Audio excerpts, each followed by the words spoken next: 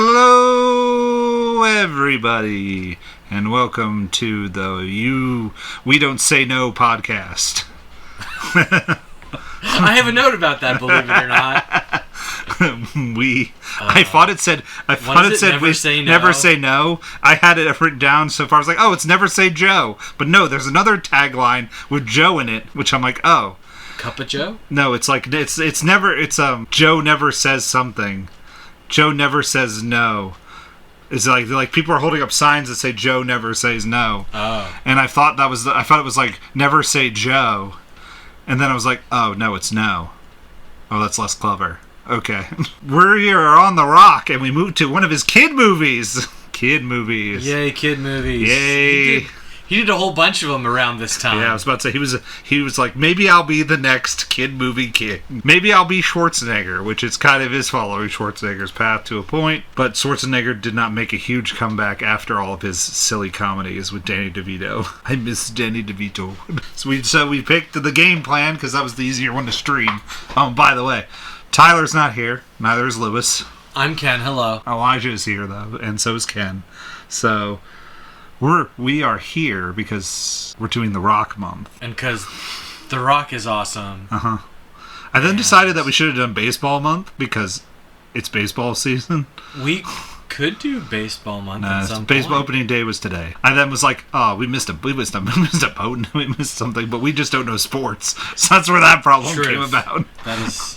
Yeah, I wouldn't have known that if it wasn't for the internet. That is the truth. And some of my friends love baseball. I was like, but then I had to think about baseball movies that I actually own, and I feel like that may be like one. I want to buy at least She's Out of My League, but I feel like I should own that one because I like that one. Or League of Their Own, not She's Out of My League. League of Their Own. Yeah, that's the one I want. Angels in the Outfield. Such a random Disney movie pull. I'm trying to like name four baseball movies. Field of Dreams, Bull Durham. Field of Dreams, that was one. Bull Durham is the one I own.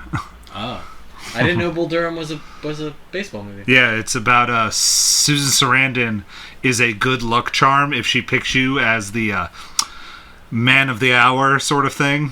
So if she sleeps with you, you end up being an MVP who moves on to the pros. It's a really funny dramedy that I enjoyed, and it was on the Criterion Collection, and I bought that after I watched that, and I was like, this movie is clever enough for me to purchase a lot. Okay. And I think Kevin Costner's in it. I believe so, yeah. Yes. But I think that is the baseball movie I own. No, do I own The Rookie? I might own The Rookie. Oh yeah, I forgot about The Rookie. But yeah, I think like that's my only baseball movie that I own. Oh no, I own 42. Oh yeah, 42. I own the Jackie Robinson movie. Because Chadwick Boseman in that movie is stellar. That's on Chadwick Boseman month, which will be at some point in time. Because he is awesome. Yeah, we could totally do Chadwick Boseman month at some point. Yes. Gotta do one of his Netflix movies. Gotta do the one I haven't watched. Das Five Bloods, I think, is the one. I have no idea. Yeah, I think that's what it's called. I have no idea. But today we did the game plan, which is The Rock, a little girl, a ballet teacher, and four football players, and the MVP of the movie, Spike. Yes. Ken, plot synopsis, cast list. Plot synopsis. An NFL quarterback living the bachelor lifestyle discovers that he has an 8-year-old daughter from a previous relationship. Bum, bum, bum. Bum, bum, bum. Cast list. Dwayne Johnson plays Joe Kingman. One of the few credits where they put Dwayne and then quotes The Rock Johnson, by the way. It doesn't happen often. Usually it's now just Dwayne either Johnson. The Rock or Dwayne Johnson. It's not often Dwayne The Rock Johnson. Yeah, Right. I saw that and I went, I don't see that quite often. Madison Pettis as Peyton Kelly. Kira Cedric as Stella Peck. Rosalind Sanchez as Monique Vasquez. It's about it. Morris Chestnut as Travis Sanders. Hayes MacArthur as Kyle Cooper. Brian White as Jamal Weber. Jamal Duff as Clarence Monroe. Paige Turco as Karen Kelly. That's pretty much. And Tubbs as Spike, the aforementioned. Yeah, Tubbs, yeah. The aforementioned. Tubbs is the winner, right, Squirt? VIP of the movie. Mascot Squirt might be tuning in at some point, so he's right there. Spike, not Spike, the whole Spike. not the whole cast, but good number of the cast. But that's pretty much everybody significant, with the exception of like the hippo from Meet the Feebles burger. Oh, that guy? I didn't even know he was a big guy. And he's not a big guy, but he plays enough of a part that like he's in more than like two. He's in more than two scenes. Oh, you know? I only remember from the two scenes I saw him in, which was when he shows up like midway and asks his daughter about the food.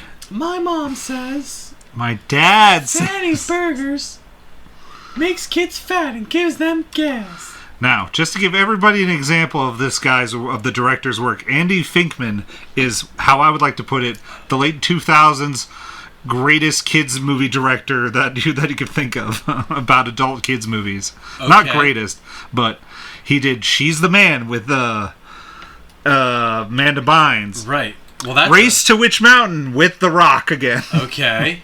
You again with Kirsten Bell. And that's a... So he does like teen... Here, he does like weird... Like young adult horror stuff. Because like You Again is a weird movie tonally. Like it's a straight up... Like I had never seen that movie before actually, but Lauren really likes it and we watched it. I think it's PG, isn't it? We watched it the other night. I don't know. I'm clicking on it and it's doing the spinny thing because my internet is terrible. It is PG. You Again is also PG. He really makes PG sort of comedies for everybody is the way I want to put it. Yeah, that... okay, I can get behind that. Because he also did Parental Guidance with Billy Crystal, Paul Blart Mall Cop 2. Yeah, I saw that he did Paul Blart Mall Cop. And Playing with Fire with John Cena. So he is a very predominant feature of family entertainment. So it's no shocker that this movie is very family friendly and it is fun. I'll put it as fun. But I really enjoy remote wake ups. I like how some movies have like remote robot operating wake ups for like your entire house. Like it's like you hit a button and then it makes your breakfast or opens the curtains. Or like so the smart home. Yeah, like that's always intrigued me since I was a kid. The smart home was like we can like right now if you're willing to spend the money you can have that. Yeah. You know you can get smart blinds and smart lights and all this stuff and set it up so that you have to be willing to invest the time and make it work. But yeah. I just like it in theory, but I don't want anyone to hack my house, and then all of a sudden my sister used to date an IT professional who said there is no S in the IoT. But I think that part's cool. The king will refer to himself in the third person because the king always likes to talk about himself in the third person because he's the king. The king likes talking about himself in the third person. Creates confusion. Can't wait till we need to do that movie at some point. Fanboys makes a list of random when we do random obscene comedy at some point, or like just random side project Star Wars movies, like movies about like that took place because of Star Wars. Like if Star Wars didn't exist, these movies don't exist. You just take a whole bunch of sci-fi that came out after Star Wars, and you throw in some comedies that just are all about Star Wars. Well, and we've already done Spaceballs, so yeah.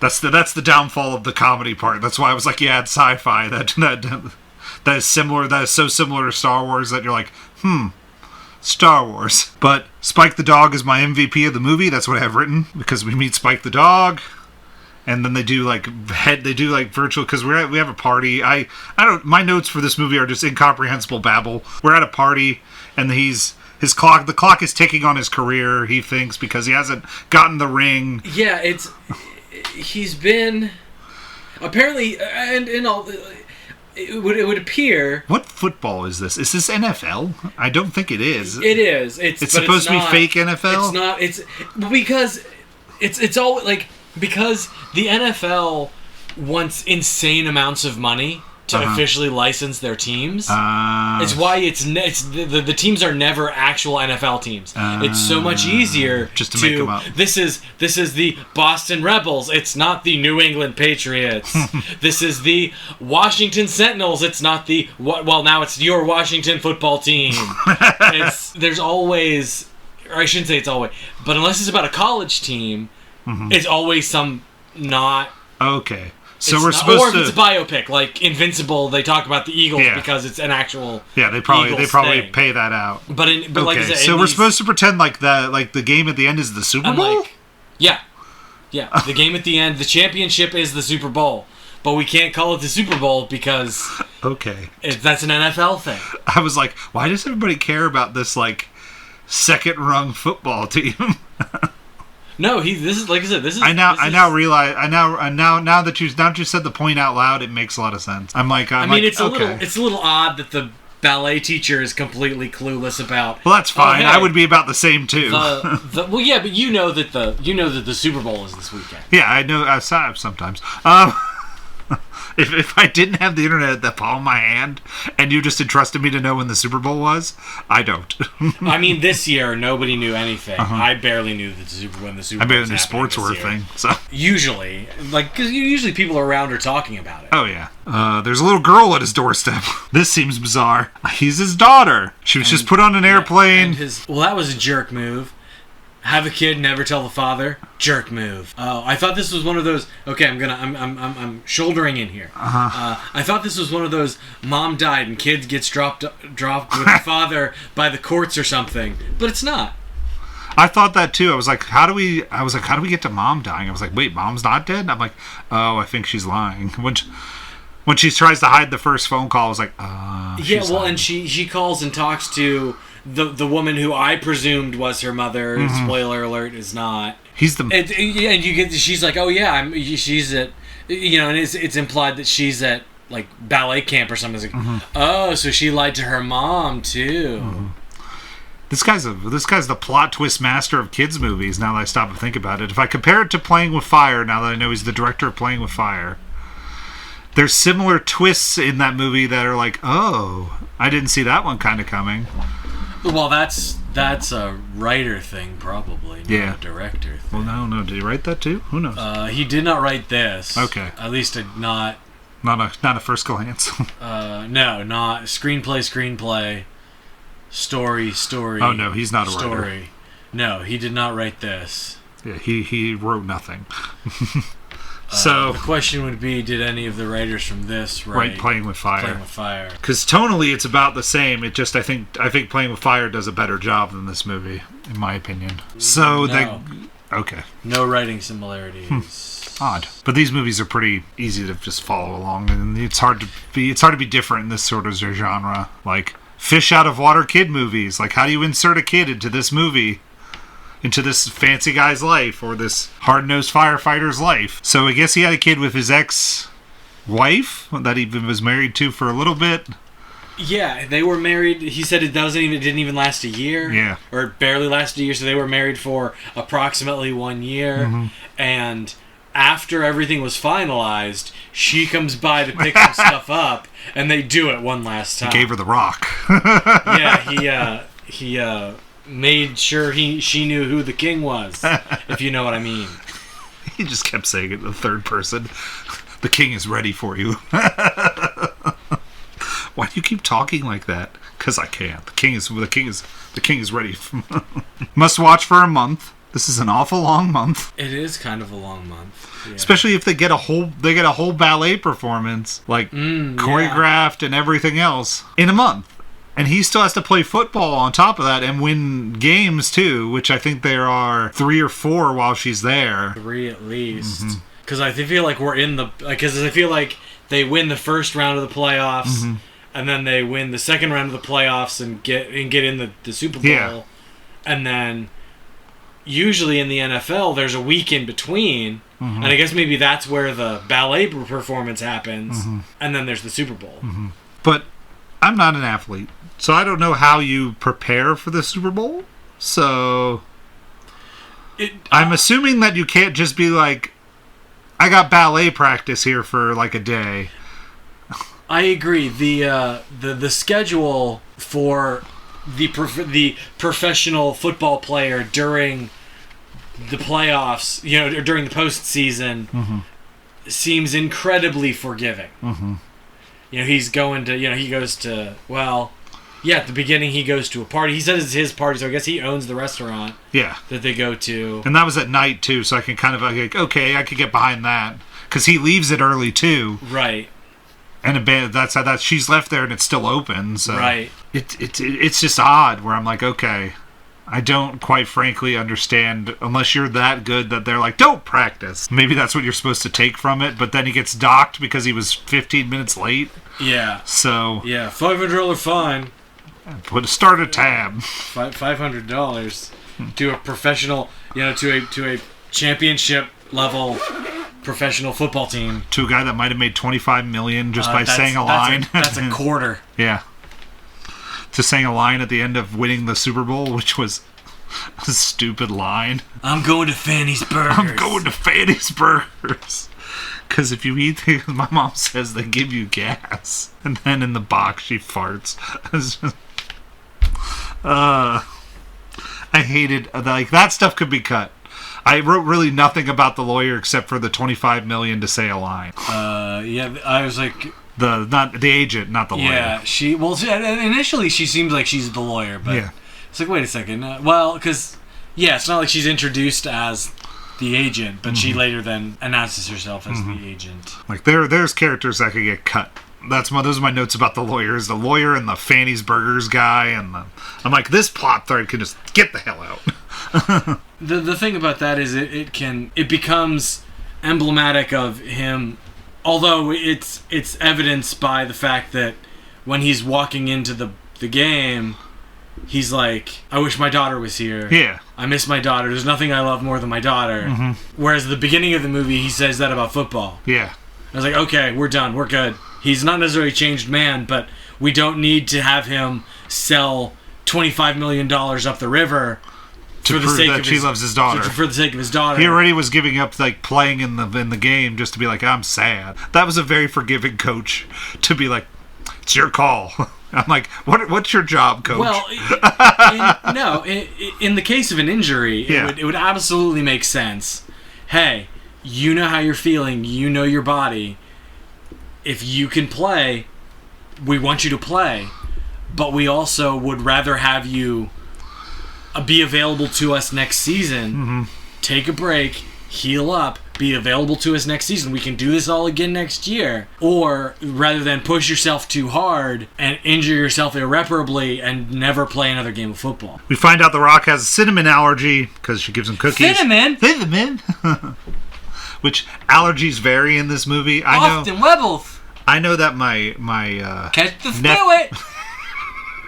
I know that my nephew has a nut allergy, like she does, and he grabs her near the spoiler alert. He grabs her and runs her to the hospital. Yeah, and I'm like, okay, I don't think that's a smart move because a nut allergy would be fast, don't you think? I don't know. I know that oftentimes they have EpiPens, right? If she were this allergic to nuts, she would theoretically have an EpiPen, and they would.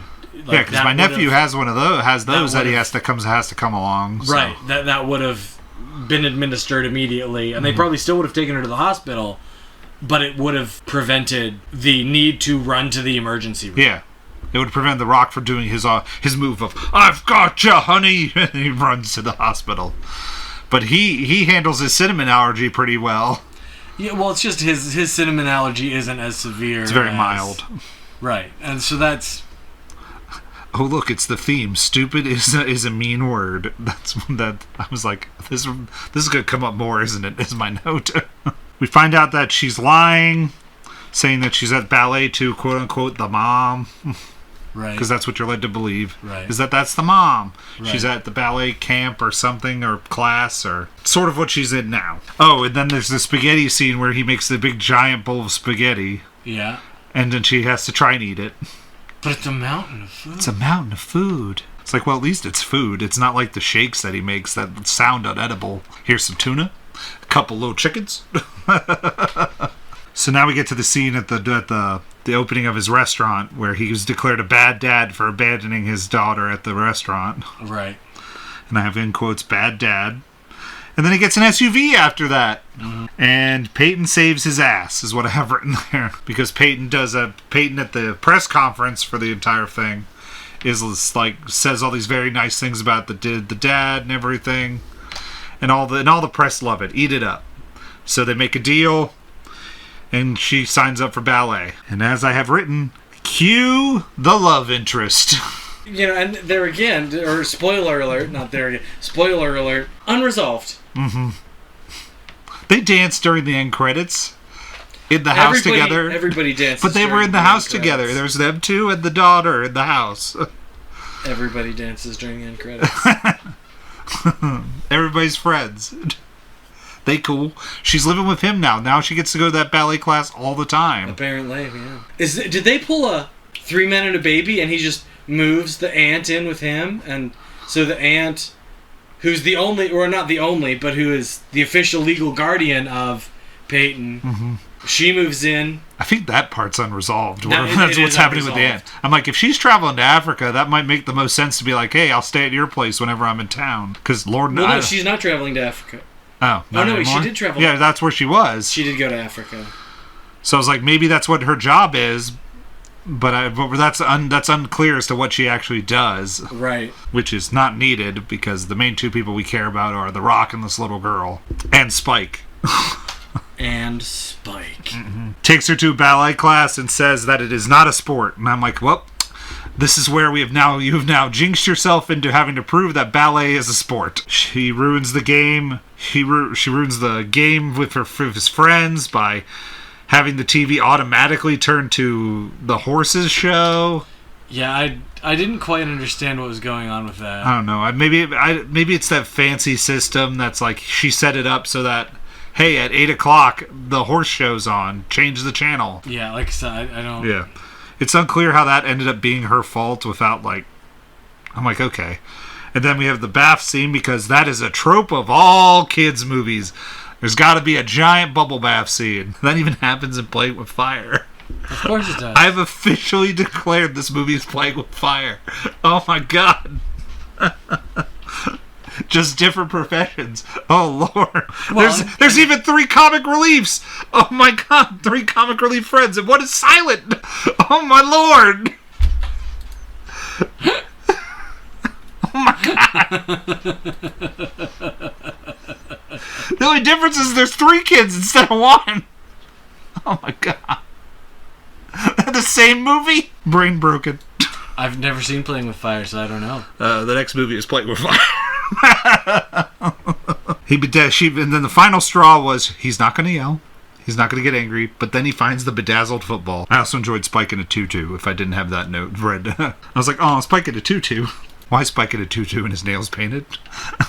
Now he must play a tree in the ballet, and he learns ballet, and he's sweating and he's working out, and now it has been proved that ballet is a sport by his love interest. He made her a bedroom. His agent. Yeah, he finally gets sick of sleeping on his couch, which is smart. He changes the trophy room into the bedroom. Turns the closet into the trophy room into a bedroom for Peyton, which is very nice. Yes.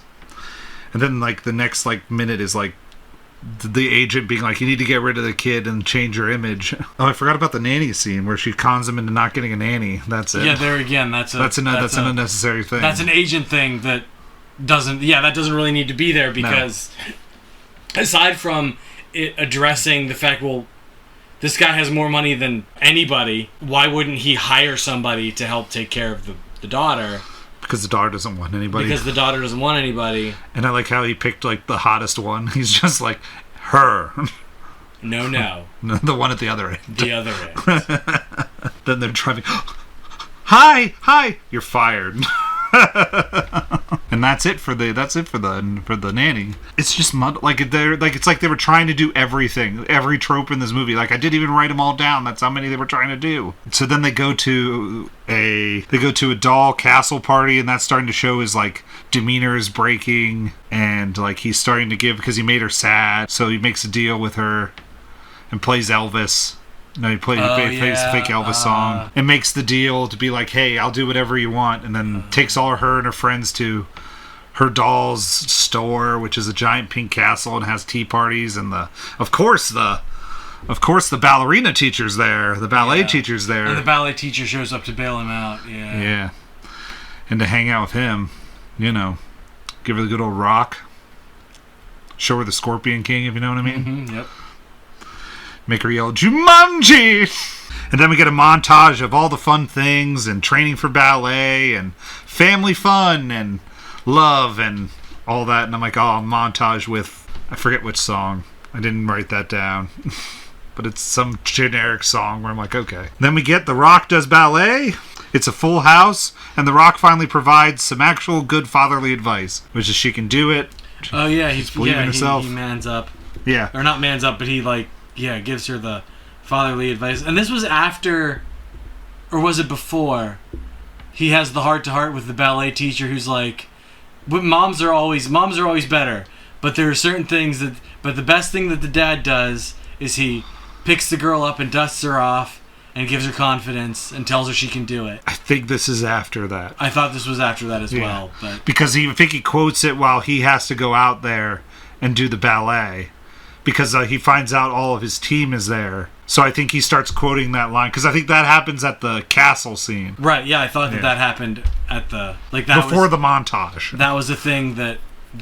Because she comes in to sort of be the group mom. Mm-hmm.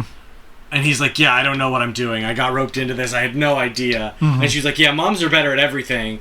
But dads can do...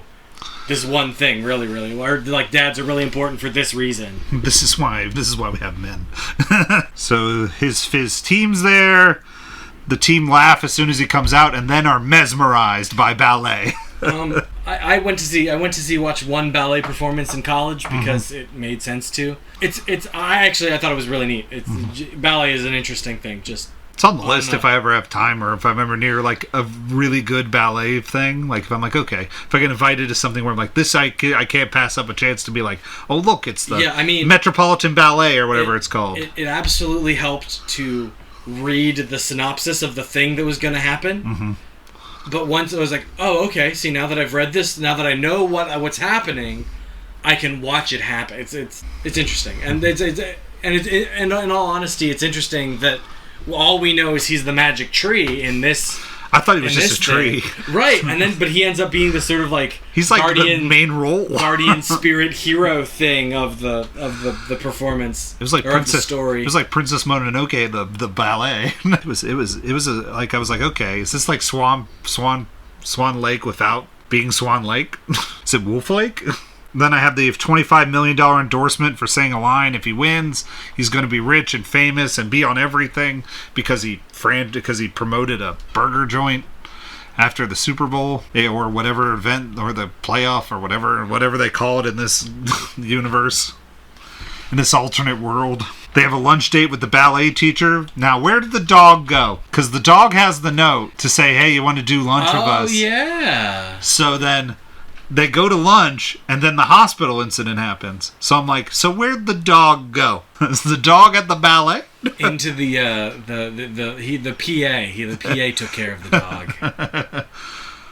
Because that was the only thing that bothered me about that. I was like, if we're going to use the dog as a prop here, the dog either A, needs to come to lunch, or B, someone has to take the dog, in my opinion. She spills the beans that everything is kind of made up. Doesn't really get into details, but it's like, hey, I did this on false pretenses, and then that's when she starts choking on the peanuts, because there's peanuts in the dessert. And then we get the hospital, and it's very nice that everybody shows up.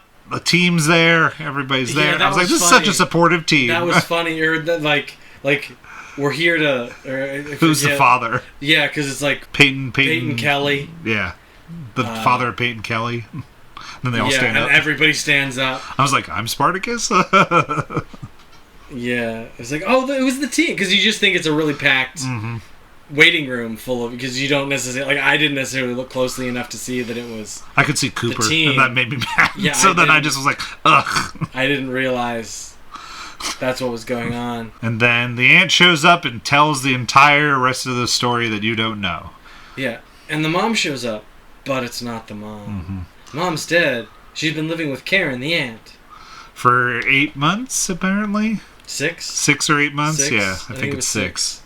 I know it wasn't a lot, but at least, because she said, you're not dead. Yeah, he's like, I thought you were dead. You're glad I didn't call the cops. And he's just like stunned staring at her. Like, she told me you were dead. Yeah, and I feel like that, is one of the things that gives her pause, and she's like, wait, hang on. Because she was real mad, and then I think she's like, wait a minute, you had nothing to do with this. Right. And it was all her. Come to find out, she tricked the aunt to let it all go, change the driver plans, and got dropped off there. Hey, the doorman was at least nice about that. Like, let her up. I give the doorman credit, because if it was any, like, a lot of other doormen would be like, no. I told you she was really cute. Yeah, I was like, the doorman wins points in my book for that. Yeah, the doorman is a... Doorman's my second favorite character next to Spike. is a cool, like, tertiary character in this movie. He starts laughing. Was that you laughing? No, I had a cough. Yeah, You better get that taken care of. They had a love-hate relationship, and it was kind of great. The aunt wants her. He wants her to stay. Everybody wants her to stay. The agent does not want her around. No. The agent I have to pick is the bad... If you have to pick a bad guy in this movie, the agent is the bad guy. Yes, the agent is the closest thing there is to a villain in this movie. Mm-hmm. And she's not a villain, she's just selfish. No, she's just selfish and money driven. Right. Ultimately, she never ever does anything that would even a little bit put Peyton in real serious danger. Oh, yeah, no. She brings the bevy of nannies to take care of Peyton. Like, she's trying, she wants to take care of Peyton so that Joe can take care of her. Yeah. So that we can all get back to make money. Making her lots of money, yes, because she gets a cut. Because that's all he did was like action figures and the Joe bobblehead, the Joe video game, the Joe pinball machine, the special edition Joe sneakers, the Joe flamethrower, Joe the bed sheets. Joe Waffle Maker. Joe the doll. Never say no. Number one in the program. Number one in your hearts. The kids will love them. She overhears the agent. Peyton wants to go home with the aunt instead of stay with Yeah, because the agent is on the phone with somebody saying if he doesn't get his head back in the game and if he doesn't do this and that and the other thing, or I should say if Peyton sticks around, he's going to be distracted, and if he's distracted, he's not going to play well, and yada yada. And so if she was wrong, if he wants to be successful, she needs to leave, and she and this is the agent is on the phone with Peyton's hospital room, probably thinking that Peyton is asleep, but Peyton's laying there overhearing it. So she says, "I want to go home with my aunt." Despite the fact that she maybe doesn't. No. But she probably wants to, but like to a point where she's like, okay, yeah, I miss you, but I feel like from a practical perspective, she wants both. Yeah. The fact of the matter is, the aunt has been a bigger part of her life up to this point than Joe has, but at the same time, Joe's dead. Joe has done very well in the very limited amount of time. The fact that he has unlimited resources doesn't hurt. Oh yeah, unlimited money to switch out cars, buy all this stuff. Right. It's not like they showed up at the trailer and was like, "Hey," it's like the door's broken off, and then he's like, "Hey, new youngin." Show up there and it's got a remote control and a bathtub that's bigger than half of my living room. It makes it easier. Spike proves again that he is the MVP of this movie by finding the bag that has the notebook. That has Peyton's notebook and the letter from Mom. I was like, Spike, you're the MVP. Figures out he was self-centered while watching game footage. He's like, look, he's open. I could have passed it to him. Yeah. Instead of being selfish and running it and getting all the attention. He's like, I could have done that. Yeah, and then Sanders gives some good advice. Yeah, that's it. I wanted to call him Carter, and I knew that was wrong. Sanders shows up as he's watching the game footage. As he's watching the footage, and Joe's like, tell me what to do. And he's like, all you gotta do is love her. That's all you can do. Mm-hmm. She'll come back. Yeah. Someday. Mm-hmm. You just love her. You just let her know that you love her. And she'll come back.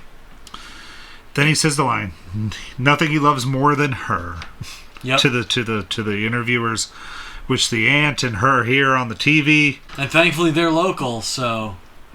thankfully they're not, like, on an airplane flying back to wherever it was that... Are they local? I thought they were on a plane. I thought they had to get on a plane. I don't know, but thankfully they are still local, is what I mean. Maybe they were at the hotel, yeah, or something. They haven't left. They're not on a plane yet. Yeah. Then we're playing the game. Kingman gets hurt. Joe is sucking. Joe is hurt. Is Joe going to keep playing? Joe does not. He sends in the alternate, and then Peyton shows up and gets him on his feet. Gives him a pep talk similar to the one that he gave her before the ballet recital. Yep. And then she says she's going to stay. And the aunt's there. They got their badges to go on the field on the Super Bowl. Yep. Magic. Yep. They knew the right person to call. Exactly. They called Cooper. Yeah. Cooper was like, yeah.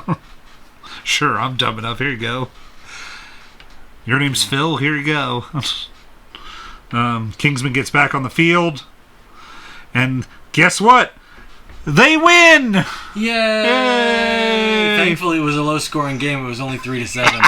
It was a bad Super Bowl. Or a good one, if that bad, because it was close. Lauren and I were discussing this. It's the offending team, or I should say the team that wasn't the Boston team. Mm-hmm. New York was, I think, what they said. Maybe. I think that sounds right. New York was the other team had really good defense and sort of bog standard offense. And so bog standard offense against bog standard defense, because theoretically what Boston has going for it is this offensive phenomenon that is Joe Kingman. Mm-hmm. So their offense is really good. Their defense is it's unclear how good their defense is. So the defense is the defense of the Boston team and the offense of the other team sort of cancel each other out, which is why it's only 3-7. It's like Tom Brady. Yeah, kind of like. Mm-hmm. So the agent kisses the guy, the burger salesman. Yes. You my $25 million. Let's go make my 25, or let's go make $25 million or something like that. Yeah, something like that. Boston wins. Kingsman does not say the line. Nope. Even though there's a giant cow behind him. It's a hippo. Oh, it's a hippo, yeah. It's a hippo. It's the big pink hippo from Meet the Feebles. It is. It really does look like recycled hippo. They just threw a shirt on the hippo and we're like, here you go. I was like, is that the hippo? Like, I have the note. Is that the hippo from Meet the Feebles? They just cut it. They were just like, we can't. It's a Disney movie. It can't have boobs. We'll just sand those off. It really does look like the thing from Meet the Feebles. It does. Maybe there's just a generic hippo costume out there. It's one of those things where you want to make a pink cartoony like mascot costume hippo thing. It's gonna end up looking like the pink hippo from Meet the Feebles. Meet the Feebles. There's no way around it. So it's not really the. It's just it's funny that that both are pink. These human-sized anthropomorphic pink hippos. Mm-hmm. Pink goes, you won, and he's like, I won so much more, and then the credits roll.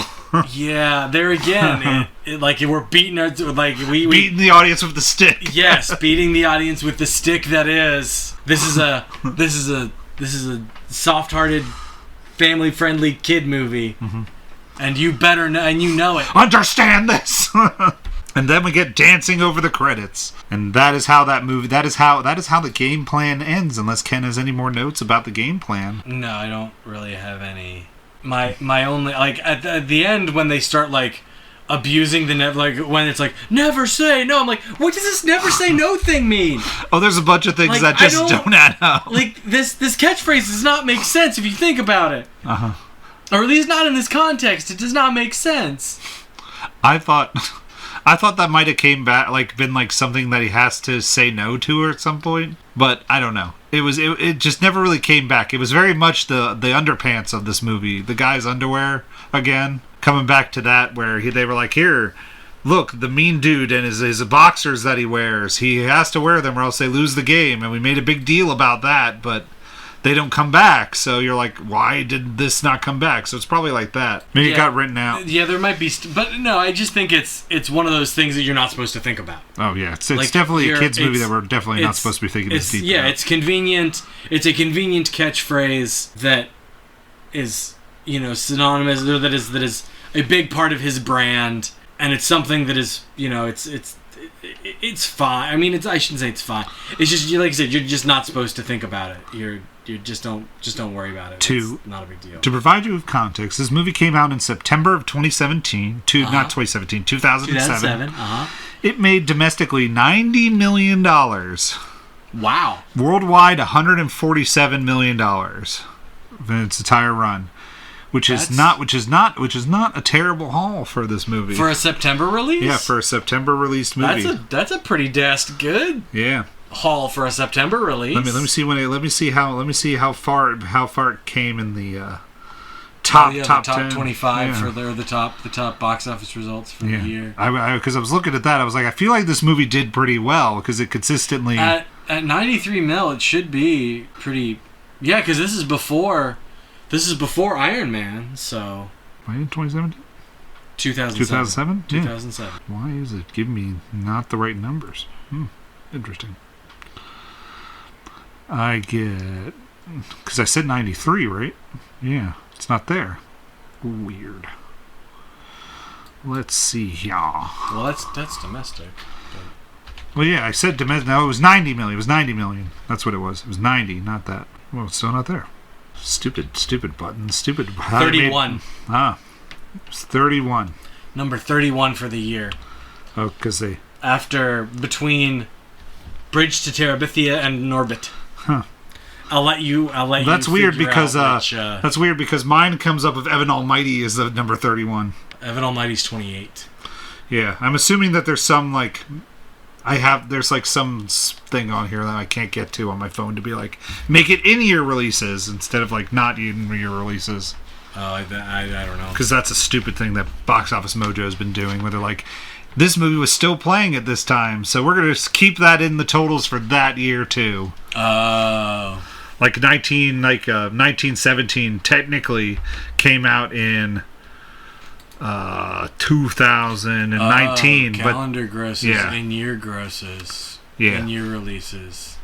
Okay, if I switch it to in-year releases, the game plan moves to 32. So that's not bad for that movie to be 32. Between The Bucket List and Beowulf. Oh, good. At least there's movies. Those are two movies I kind of saw in that general area. Bridge to Terabithia fell to 34. And Norbit moved up to 30. Whoa, Norbit. Evan Almighty, 28. Norbit, one of the first movies I reviewed on television. Fun fact there, everybody.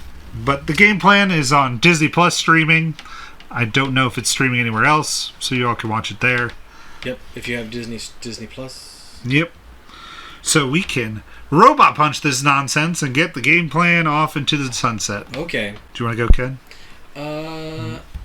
Yeah, this is like a 3. It's a solid 3. Like it's it's a solid, worth watching kids movie. It doesn't reinvent the wheel. Oh no. But like the cast is fine. Like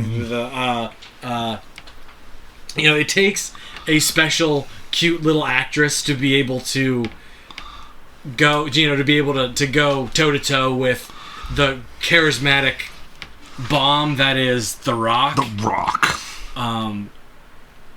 And she does a really good job. The ensemble cast is largely pretty entertaining.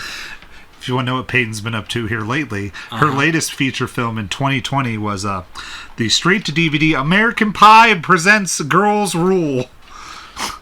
Wonderful. So if you would like to see Peyton in a movie now, where she maybe shows off a lot too much skin, American Pie presents Girls Rule. Because it's an American Pie presents thing. The straight-to-DVD film. You too can watch that. She also Princess Olivia in the Mickey Mouse Mixed Up Adventures too. So. Oh, so she's still in the Disney family. Yeah, she's done a bunch of Disney stuff. Yeah, she's Zuri in most of this Lion King Return to the Guard stuff. Oh, and she was in Phineas and Ferb. But no, she's been mostly with Disney. Yeah, that's what Peyton is up to. But yeah, she wins that over. She definitely, yeah, it definitely takes a very cute girl to win this over and to fight with The Rock. So yeah, it's, like I said, it's a 3. We're, go ahead and watch it. But don't expect it, don't expect it to be the greatest. Oh no, it's not changing kids anything. movie you've ever seen. Don't expect it to reinvent cinema. If you want a, like I said, as we've said, a pretty straight up, by the numbers, big imposing sports guy gets heart stolen by his, by small child.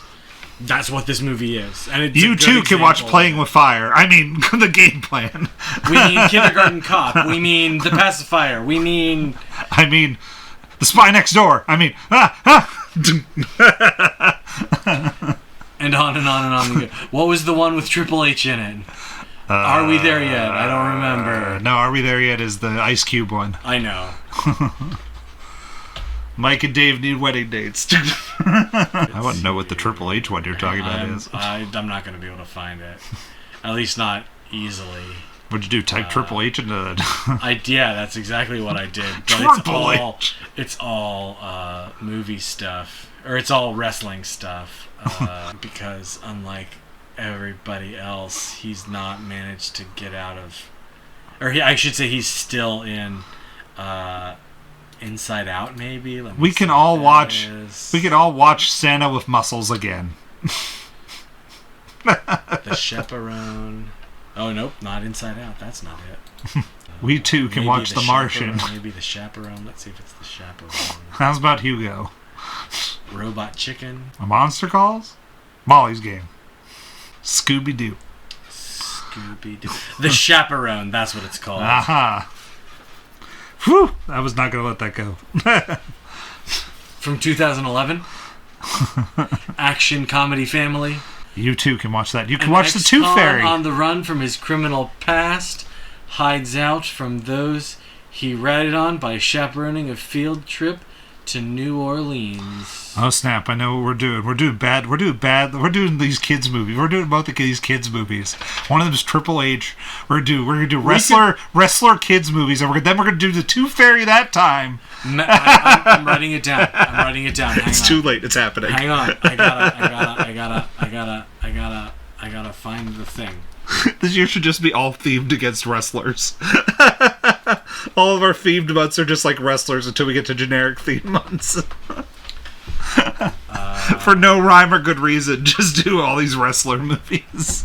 My God, The Tooth Fairy is shorter than this movie. Well, sure. By about 10 minutes, and that's it. Wrestler. Kids movies. Family movies. Gotta write down the Triple H one. The Chaperone. Tooth Fairy. Playing with Fire. And we'll find another one. Well, we have to find Mr. Nanny. Oh, that's Hulk Hogan. Like the Hulk Hogan one. That's Hulk Hogan. Like the original. There we go, Mr. Nanny. It is. That's the next theme month. Everybody, get excited. I mean, it's gonna be. It could be. It could be. It could be great. Everyone, please weigh in. Let us know. Do you enjoy if you want wrestler family films to be the next just tweet at us or email us or Facebook us. Just yes or no. That's all I want. That's all I want in the text. Yes or no. I should put up a poll. That's what I should do. Okay, yeah. Put up a poll in the Facebook group. Yeah. But I give this movie a 2 because it's long. It's long. It is unnecessarily long. I was like, because I thought this movie was an hour and a half, and I thought it was a very solid hour and a half movie. I was expecting it to be. There is 100% 20 minutes of this movie where I'm like, let's hack this with a cleaver, because we keep repeating themes, and I'm like, why are we doing this again? Like, The Rock is good in this movie, but it definitely, they're definitely trying to get the smolder off. Like you're trying to get to. Like, it's definitely him trying to get to Smolder Gravestone, which we're going to get to next week. And definitely getting The Rock down. I didn't know The Rock was this skinny. He looked really skinny. It's before, because for Fast 5, he got big. Yeah, it's for when he shows up in the Fast movies. Yeah. He is all of a sudden, just ripped beyond belief. Like he is like the huge. He's just he's before big. that. You know, like I remember seeing him in the as a wrestler in the '90s, and he was this sort of like slim, not slim, but like like not slim. I mean, this sort of like stocky, like not like super jacked, super cut. Because like most professional wrestlers aren't like they like they're absolutely they're in shape guys, but they're not super jacked like The Rock is. Oh yeah. So he got big. So especially when we get to the next movie, which next week is Jumanji: Welcome to the Jungle. Not Jumanji: The Next Level. Jumanji: Welcome to the Jungle. Jumanji with Robin Williams. And no Robin Williams. It is the video game Jumanji. Yes. With Jack Black, Karen Gillan. And they'll all steal your heart except for Kevin Hart, who is the weakest performance in that movie, but that's fine. Yeah, I could agree. I can get behind that. Of the four mains, he's the weakest, but I think he's supposed to be kind of that way. But why? But everybody else is just... We'll discuss it next week. I was about to say that's next week for the Welcome to the Jungle. Yes. It'll be a great time. But yeah, the game plan solid too. It is definitely everything Ken said. It was so long. That was my problem. I was like, okay, an hour and a half, and then it was 2 hours. And I'm like, oh, sweet mother of God. And we just kept going, and I'm like, okay. Yeah, well, if I didn't pause in the middle of it, I was like, if I didn't pause right smack dab in the middle of that movie and have to go to work, I feel like I would have thought it was longer. But and as we discussed, it is all of the tropes. Yeah. All of these like kid movie, big burly man kid movie trope. All of them are in this movie. And then you're trying to get all the big man doing girly things tropes too. Like, look, he's doing a tea party. Look, he has his nails painted. Ballet. Right.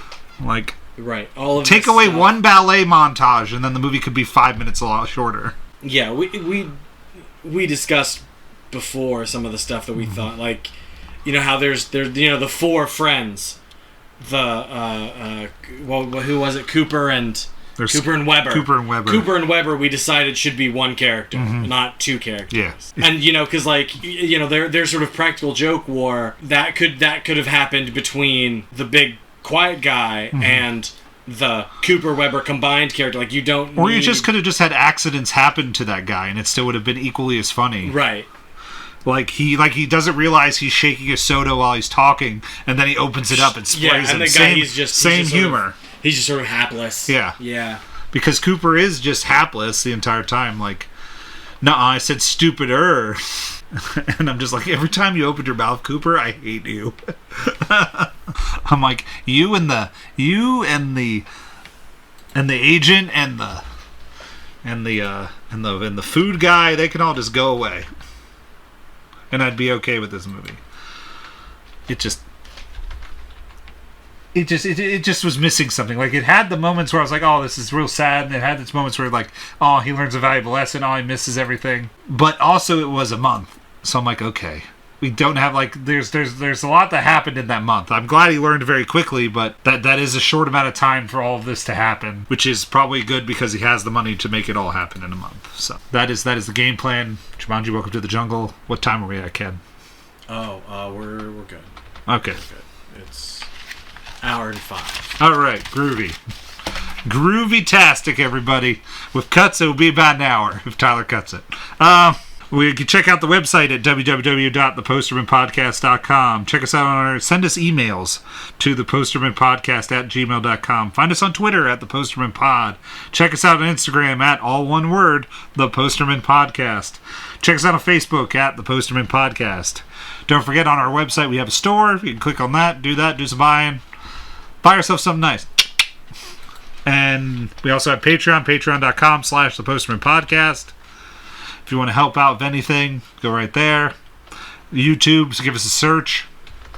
Tyler's got some good videos up there. They're a lot of fun. His soda video might be up there at some point.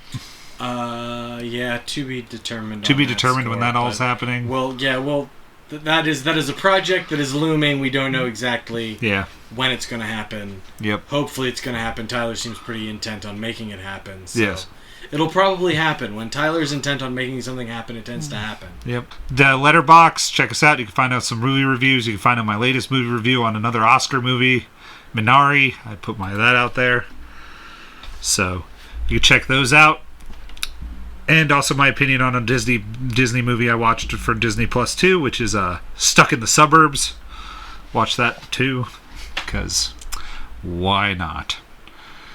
And we'll see y'all next week with our next dive into The Rock with Jumanji.